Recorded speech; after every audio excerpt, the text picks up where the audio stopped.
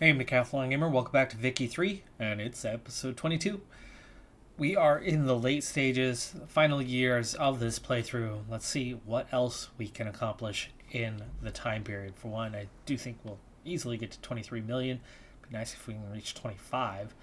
Maybe acquiring some land could see that through. Standard of living has hit 15, but we definitely need that to climb a bit further.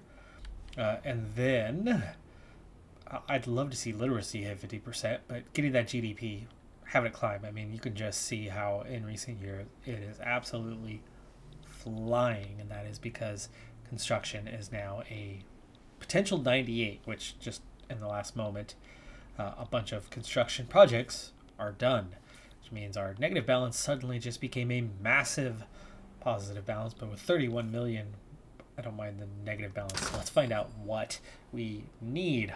Oh my goodness, clothing.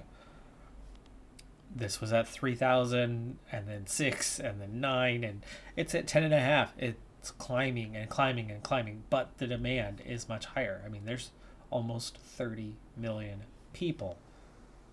They need clothes.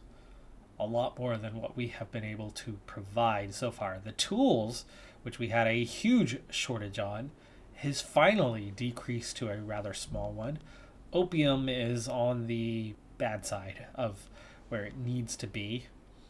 Looks like we could definitely use some more steel, as that's a bit on the low side, as is coal. That's going to be an easy one to increase. So I think maybe we start with coal, opium, and of course, as always, more and more and more clothing. The textile mills. I mean, we've already turned things up as much as we can. We don't have enough tools or electricity for this one. I mean, you can see it would be a minus 38,000 from where we're at. That's a divide to get fine clothing as well. I'm really seeking to turn a corner when it comes to the textile mills. So we have a huge influx of new ones that are going to be on the way. It does mean we're probably going to need some other products as we go along. I don't remember if I had announced it previously or if I ever noticed, but Eastern Afghanistan is finally fully incorporated. It looks like it was probably recent because there's still a fair bit of turmoil there that has not been dealt with. Taxation capacity is far, far exceeded. This is actually quite a huge area, 3.5 million in terms of population, and we do have full market access finally, so I mean, at least that part's good. But Eastern Afghanistan was very busy. I mean, they had somehow gotten a lot done in terms of construction. As for the target of 125 in GDP, it took us less than a year to accomplish, so we already have that one, and the others are climbing. We also topped that 23 million, but like I said, I'm trying to target 25 for that one by the end of the playthrough. Another election coming up rather soon. Hasn't been that long since we passed our law, and there's still pushback on that one, so we'll kind of wait for the election to see where we're at and take our next attempt at passing any laws that remain that we want to get. We're pretty close to getting through everything that we wanted.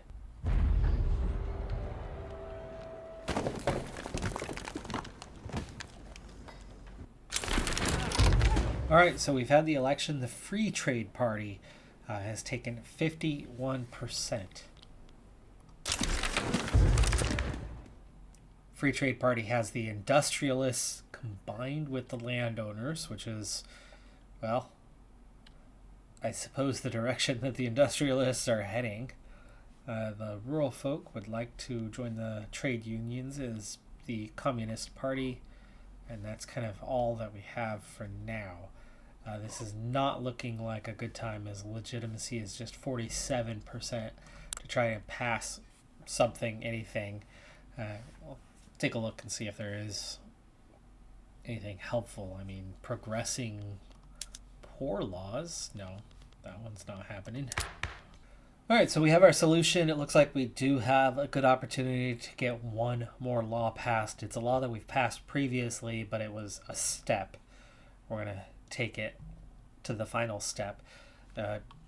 In the reform, we already have the two groups we need, the trade unions and the intelligentsia in power. The rural folk want to join the Communist Party with the trade unions, which would add 12% legitimacy, giving us almost 60%. And through that combination, keeping the Shia ulema out means we're actually doing pretty okay. I would wonder if we could add these guys in. Would that add it would add legitimacy. And the only ones that don't want this is the Shia ulema. So no opposition. Let's take the 79%. So we'll take that one.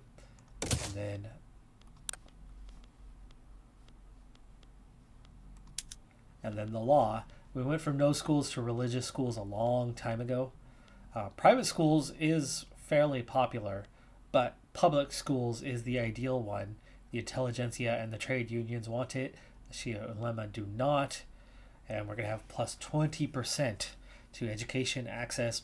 Also, big boost to assimilation, but public schools is the way forward. So we're going to go ahead and get after that one. And that instantly changed the support for property to women, dropped it off with the new government formed. We are back to that negative balance, but it's only just, so we're just fine on growing the economy, especially with, and we've actually seen radicalism fall below a 3 million mark, though it instantly rose back up to it. But the first checkpoint on public schools has a more than 50% chance to advance, quarter chance to succeed, and a less than quarter chance to debate. So that's a pretty good start to that one, considering it wasn't the most popular idea. Wow, first attempt with a 25% chance of success, it passed. So we might actually still have a chance at another law before the end on this one. Now the Shia ulema are quite upset about it, but everybody else is happy. And of course they're upset because we have a religious school system right now, and they are the religious group. So it makes sense that they're unhappy, but we're in good shape now. Education access just went up. Let's see if maybe we could.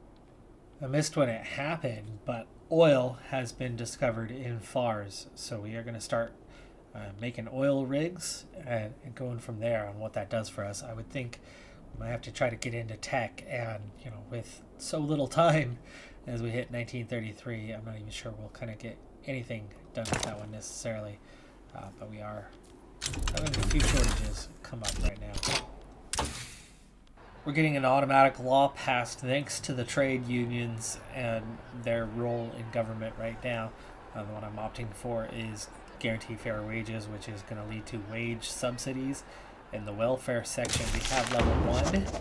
In the welfare section, this is going to give us level 2. The landowners and the industrialists don't care for this particular law, and the trade unions actually aren't even that thrilled by it, but we're moving from poor laws, where we had 10% welfare, same welfare payments, but not the political strength decrease, and we have max social security institution investment that we could potentially increase, and the welfare payment goes up by 10%.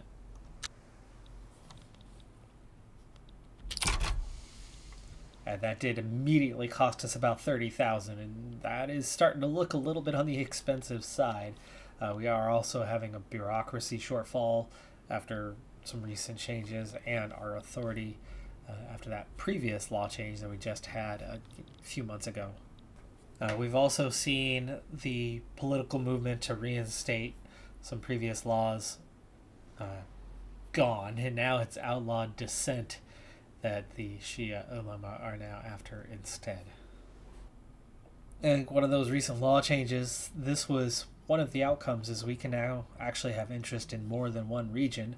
And so North India is going to take on the other one, and the reason why we're going for that is I'm targeting Sindh. And Sindh was friendly with us, they were cordial, we liked them, and I just finally, it was at 50, I just finally got it down to a 19.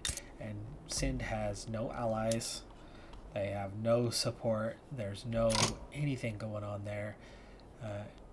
They are a quite easy target with a very low army projection, 2.5 million people. We're almost on that 25 million target that we had, by the way, anyway. The only other two nations that have any sort of interest in the region are Great Britain and Great Qing. So keep an eye out for those two, but last we knew, they both liked us. Okay, so Sind looking for war reparations. And that's it. They already backed down. So we have absorbed Sind quite quickly, quite easily. Kind of picking up that last pocket of something available to us, as this is Great Britain or British Raj mostly around us. But is something like Jaisalmer available? I mean, could we start getting after these types of nations as well?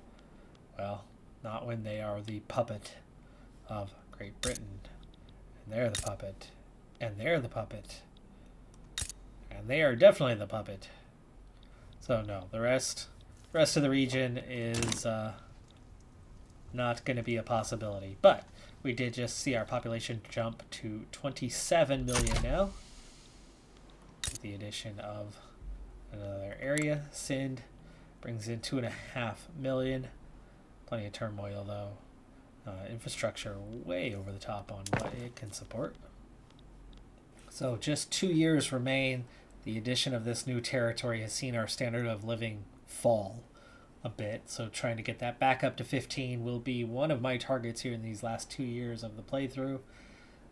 We are getting so close GDP-wise to 150 million, so I definitely want to target that. And population has already exceeded the expectations here down the end. So I think those are the two things we're going to try to get after. And not easy, because we are hurting our economy pretty badly right now. Increasing costs. Let's see, cloth has become the biggest shortage that we have now. Tools also, which is currently being addressed.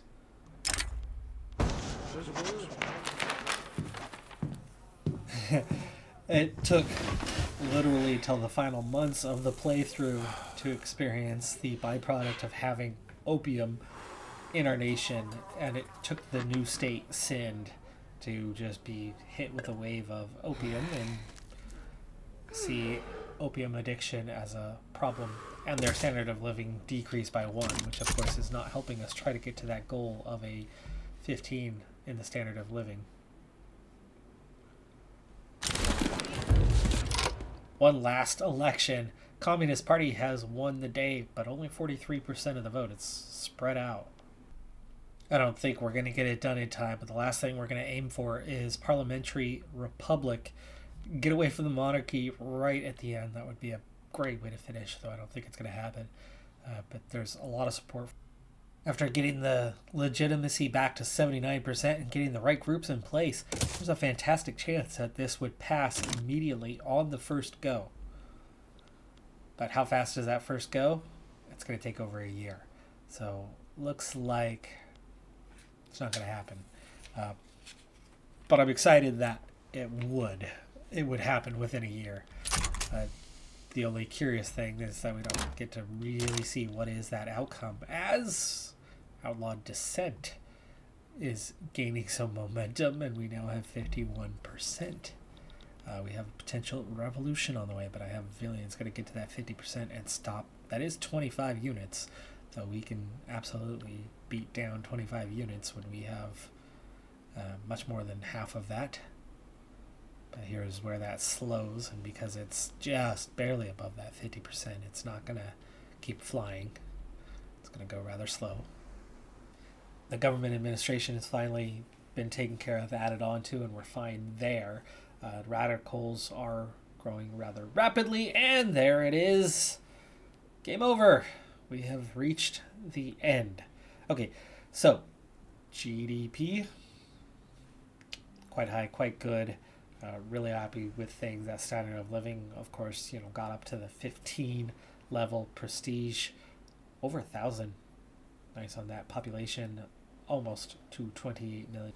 Final prestige was 1,001. We did fall off a few spots without being able to climb further, but of course that largely came down to military strength. We couldn't make the military stronger. We were able to absorb our tiny neighbors, but not anyone powerful. We certainly weren't capable of taking on powerful nations. Perfect example of an unrecognized power that sought recognition was Japan. Japan beats Russia not once but twice in wars and still hadn't gained recognition.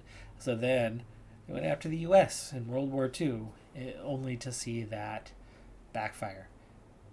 And then gained recognition following that war. But it was quite the process for them. I mean, it took them well over a century in that approach that they had. And they had some might that Persia certainly did not. We could hardly deal with our standard of living as we went through. But the GDP, so the economy, the prestige, were things that we are able to expand rather rapidly. And for that, it was a really successful playthrough. Really successful for a middle of the road nation. We brought them up into that second tier. My goal for the next one, though, is I want to take a second tier nation and see if we can turn them into a first tier nation. See if we can get them to be a recognized power. Is Japan a second tier nation? I don't know. At the start of this, is that a Canada or a US, or are they already considered first tier nations? Or Mexico? So a North American power, potentially. I don't think anyone in Africa is going to be considered second tier, so that's probably Africa out. There could be some South American nations that count as second tier, whether that is a Brazil or an Argentina, maybe a Chile. I would think maybe Brazil would be the most likely South American candidate as a second tier. Could they become a world superpower? Or is it like the smaller Iberian nation of Portugal? I don't think they would be considered a world power, but maybe they are. Or maybe that's the Dutch. Maybe that's a Scandinavian country. Are we ready to get into Europe just yet? Or are we still looking at a powerhouse, outside of Europe, who is a powerhouse outside of Europe and not considered first tier, right? Maybe that is everyone outside of Europe besides the US is considered second tier or below. So maybe one of the tops of those are Great Qing. Is Great Qing even considered a power, a first tier power? I don't know. I have to look over the map. But let me know in the comments below what your suggestions are. Probably, though, by time you are seeing this episode, it's already been decided and we've already filmed the next episode. Good thing I mentioned this in the previous episode, which is coming out in about a day or two after I've filmed this particular one. But before I film the next one, we'll definitely have had that episode launched. And so hopefully there is some feedback from that one to determine where we go with the next playthrough. But this has been a revelation. If we had done Persia in the first playthrough, I do not think we would have done half of the things we were able to do in terms of growing the economy, in terms of growing the population and the territory expansion that we managed to complete. I would have been very nervous about most of those applications. We tried a couple things. We tried to play tall and absorb a nation that way. You've got to be pretty powerful for that to work. You have to have a significant strength advantage over them to make that happen. So that was a big lesson learned. That was probably the only thing that stalled out, that failed in this playthrough.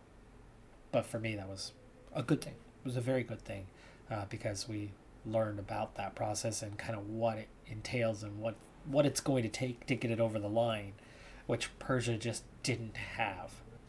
You could definitely see any of those European powers. You could see how they could play that way successfully.